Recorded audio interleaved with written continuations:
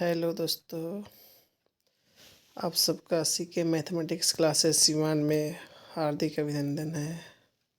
आज हम क्लास 10 का प्रकाश का परावर्तन और अपवर्तन का ऑब्जेक्टिव क्वेश्चन प्रीवियस ईयर देखेंगे। क्वेश्चन नंबर 1 है, किसी पारदर्शी माध्यम में प्रकाश किरणें गमन करती है। तो जो प्रकाश की किरण है हमेशा सघन रेखा में गमन करती है। ऑप्शन ए सही होगा। दूसरा क्वेश्चन है, निर्वात में प्रकाश की चाल कितनी होती है? 3 × 10⁸ मीटर प्रति सेकंड होता है। ऑप्शन ए सही होगा। तीसरा क्वेश्चन है, किसी अवतल दर्पण की फोकस दूरी होती है, ये होती है ऋणात्मक। ऑप्शन बी सही होगा। अगला क्वेश्चन है, किसी उत्तल दर्पण की फोकस दूरी होती है, इसका आंसर होगा ए धनात्मक। पांचवा क्वेश्चन है, किसी अवतल लेंस की फोकस दूरी होती है, ये होगा ऋणात्मक। छठा क्वेश्चन है, किसी उत्तल लेंस की फोकस दूरी होती है, इसका आंसर होगा धनात्मक। Option number A. सातवां क्वेश्चन है, वास्तविक प्रतिबिंब का आवर्धन होता है, वास्तविक प्रतिबिंब का जो आवर्धन होता है वह ऋणात्मक होता है। आभासी और सीधा प्रतिबिंब का आवर्धन होता है, इसका जो होगा आंसर हमारा ए धनात्मक होगा। आगे क्वेश्चन देखेंगे, गोलीय दर्पण द्वारा उत्पन्न आवर्धन होता है m बराबर -v/u। 10 नंबर क्वेश्चन है हमारा, गोलीय लेंस द्वारा उत्पन्न आवर्धन एम निम्न में से कौन सा है? आवर्धन बराबर होता है प्रतिबिंब की ऊंचाई और वस्तु की ऊंचाई, m बराबर v/u। नए कार्तीय चिन्ह परिपाटी के अनुसार मुख्य अक्ष के लंबवत तथा ऊपर की ओर y अक्ष के अनुदिश मापी जाने वाली सभी दूरियां जो होती है हमारी धनात्मक होती है। कैसी होती है दोस्तों? धनात्मक होती है।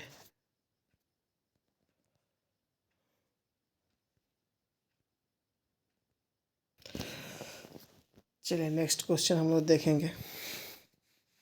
12 नंबर क्वेश्चन, नई कार्तीय चिन्ह परिपाटी के अनुसार मुख्य अक्ष के लंबवत नीचे की ओर मापी गई दूरियां जो होती है y अक्ष के अनुदिश वो होती है ऋणात्मक। 13 नंबर जो हमारा क्वेश्चन है, चिन्ह परिपाटी के अनुसार मूल बिंदु के दाईं तरफ एक अक्ष के अनुदिश भी मापी गई सभी दूरियां कैसी होती है? धनात्मक। 14 नंबर क्वेश्चन है, नए कार्तीय चिन्ह परिपाटी के अनुसार मूल बिंदु के बाईं ओर मापी गई सभी दूरियां कैसी होती है? ऋणात्मक। 15 नंबर क्वेश्चन है, दंत विशेषज्ञ मरीजों के दांतों का बड़ा प्रतिबिंब देखने के लिए किस दर्पण का उपयोग करते हैं? आंसर होगा अवतल दर्पण। अगला क्वेश्चन हमारा है, सौर भट्ठियों में प्रकाश को केंद्रित करने के लिए बड़े दर्पण का उपयोग किया जाता है, वह कौन सा दर्पण है? इसका आंसर होगा अवतल दर्पण। यानी अगला जो क्वेश्चन है, टॉर्च सर्च लाइट वाहनों के हेडलाइट के प्रकाश समांतर किरण पुंज प्राप्त करने के लिए किस दर्पण का उपयोग किया जाता है? इसका आंसर होगा बी अवतल दर्पण। सेविंग दर्पण के में किस दर्पण का उपयोग होता है? सेविंग या पूछ दे आपसे हजामत बनाने में किस दर्पण का उपयोग होता है, तो इसका आंसर होगा अवतल दर्पण। अगला क्वेश्चन है 19, वाहनों के पश्च दृश्य यानी साइड मिरर के रूप में किस दर्पण का उपयोग होता है? उत्तल दर्पण। 20 क्वेश्चन है, गोलीय लेंस की वृत्ताकार रूपरेखा का प्रभावी व्यास क्या कहलाता है? द्वारक। ऑप्शन सी सही होगा। इस लेंस की सहायता से एक बिंदु पर सूर्य के प्रकाश का संकेंद्रण ऊष्मा उत्पन्न कर सकता है। उत्तल लेंस। अवतल लेंस की क्षमता होती है ऋणात्मक। 23 क्वेश्चन है, उत्तल लेंस की क्षमता होती है धनात्मक। लेंस की क्षमता का ये सही मात्रक डायप्टर या मीटर इनवर्स भी होता है। किसी बिंब का अवतल दर्पण में आभासी सीधा तथा बिंब से बड़ा बन पाया गया वह वस्तु की स्थिति कहाँ होनी चाहिए? जब भी हमारा आभासी प्रतिबिंब बनता है अवतल दर्पण में तो वस्तु ध्रुव और मुख्य फोकस के बीच होती है।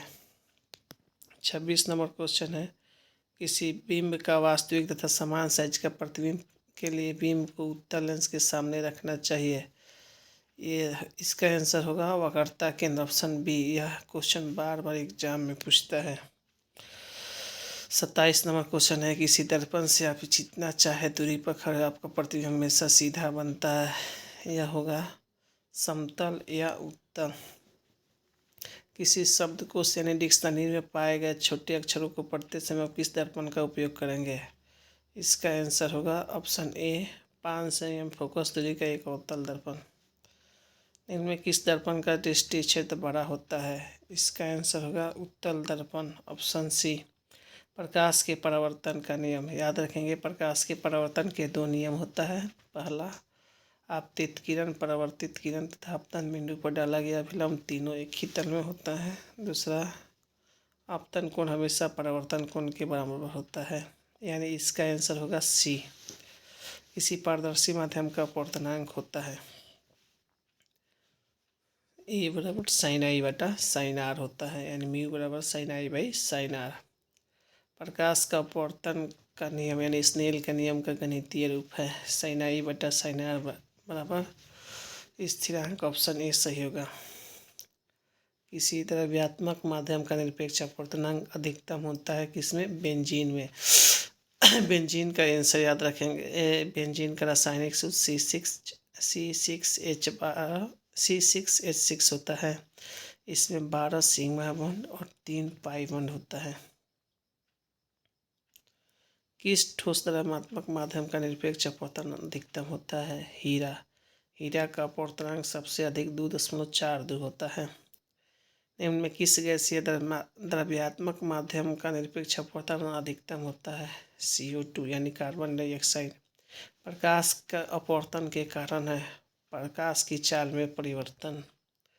यदि प्रकाश की चाल माध्यम 1 में V1 तथा माध्यम 2 में V2 है तो माध्यम 2 का माध्यम X के सापेक्ष अपवर्तनांक क्या होगा? V1 by V2।